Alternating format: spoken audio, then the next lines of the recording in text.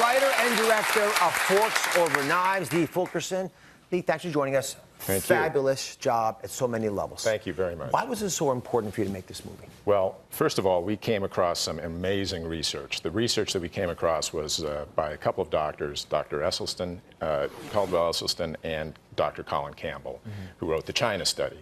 And we just felt that information was so powerful and so well presented and such a depth of scientific information that we felt it was a story that needed to get out to a much broader segment of the population. Now, you got personally involved in this. You ended up changing the way you eat. You adopted a whole plant-based style. Yeah. So I've got your results. And maybe if I can share it with everybody. Absolutely. So you did weigh, at the time, 231 pounds. 231 pounds. Blood pressure, 142 over 82. The lousy LDL cholesterol, 157, way above the 100 number that we sort of use as our benchmark. Yeah. And your CRP, which is a reflection of the inflammation of the body, the C-reactive protein, was 6. That was the scariest for You me. want that less than half of that, and that's way off the charts. Now, 12 weeks, 12 weeks. after adopting this program. Yep. And on any medications? None. No medications. Weight's 211 pounds, blood pressure 112 over 70, LDL, the lousy cholesterol, 80, which is below that 100 number that I mentioned, and the CRP is supposed to be less than 3, you're at 2.8. So you're back in the ballgame.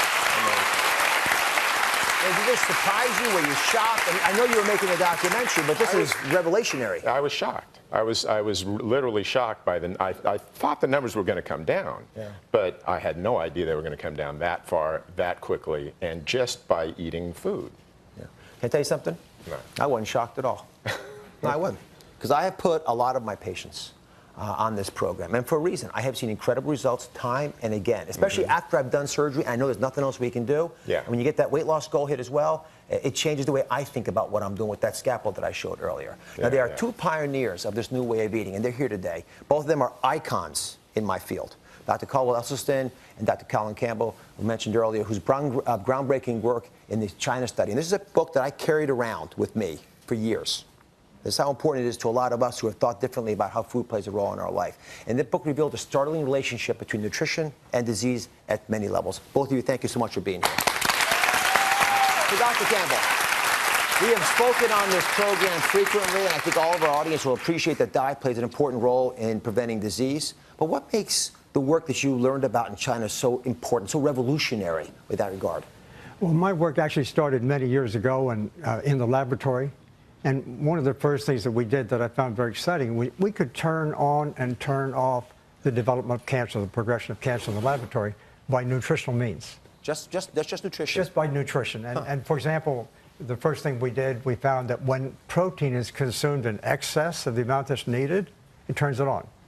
You take it away, turns it off. And the protein we were using was an animal-based protein. Plant protein didn't do that. Got it. Dr. Esselstyn, I've sent you patients, many patients, that I've had difficulty with. Again, almost across the board with interesting results, positive results. But there's big challenges out there for getting folks to believe they can live on this diet and stay on it. Talk to me a little bit about how challenging it is for folks to come see you to actually stay on a whole plant-based diet that you described. We recently looked up over 220 of these patients that we've treated. And the compliance rate going back over 9 years is about 92%. And I think that they really get and understand the fact that they'd rather not have the operation or the procedures when they understand that they have been empowered themselves to be the locus of control to absolutely annihilate this disease. Makes a difference.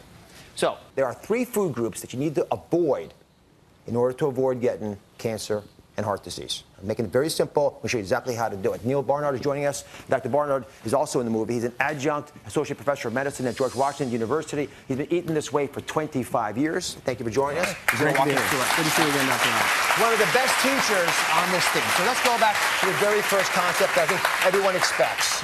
You're arguing that we need to stop eating meat. Now, why is that? Explain why that is. And by the way, when I say don't eat meat, I mean not just red meat.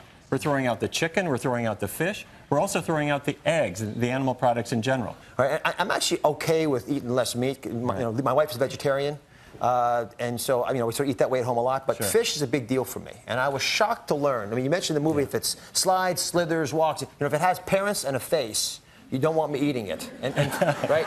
You're right. I think I'm quoting the movie here. You know, I mean, fish have parents and they have faces. And what's the problem with them? We've been talking about them as a major benefit in the show for a long time. And the reason is people think, well, fish has omega-3, that's good fat. True enough. But most of the fat in fish is not omega-3. Most of the fat in fish is a mixture of various kinds that are just completely unnecessary for the body, and all they basically do is fatten our thighs. So fish also has cholesterol, and it doesn't have what you need. It doesn't have fiber, it doesn't have vitamin C, it doesn't have those healing properties. All right, fine. So we've got rid of the meats Right. of all kinds, as you described. Where do we get our protein from?